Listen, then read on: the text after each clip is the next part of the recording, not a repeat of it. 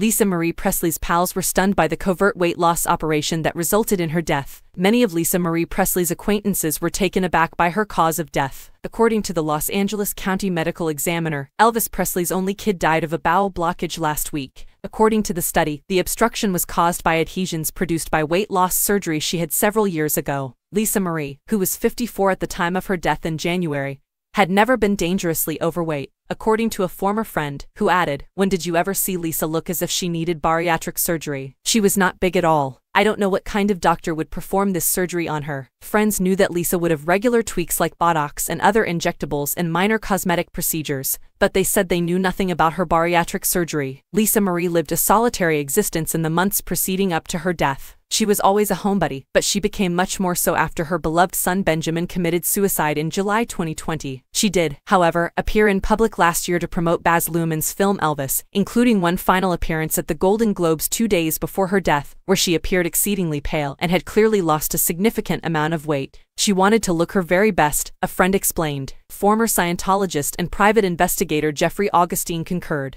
She went on a crash diet to lose 40 pounds before appearing in the Elvis film with Baz. Augustine, who was married to Karen de la Carrière, one of the church's highest-ranking leaders until she resigned in 2010, claimed she was having financial issues and believed the notoriety from the film would boost Elvis sales. When Priscilla handed Lisa Marie over to the church for counseling at the age of 9, de la Carrière dealt with her one-on-one. "It's well known that she and Priscilla didn't get along," Augustine told Page 6, and Lisa Marie resented living in her shadow as well as Elvis. Lisa Marie had always struggled with her weight. Nonetheless, he said, "The fact that she allegedly died from bariatric surgery really caught me by surprise." Lisa Marie was living in Calabasas with her ex-husband Danny Keough, Benjamin's father, and her actress daughter Riley Keough when she died. Sources told Page 6 that Lisa Marie was excited and about to start work on a book about grief, and had been inviting grieving parents who had also lost a child into her home. She had been collaborating with grief expert David Kessler, who also worked with Ashley and Winona following the April 2022 suicide of their mother, country music star Naomi Judd. Kessler met Lisa Marie after her son's death and said that the loss of Ben inspired her to work toward becoming an advocate for those who are struggling with the heartbreak of grief.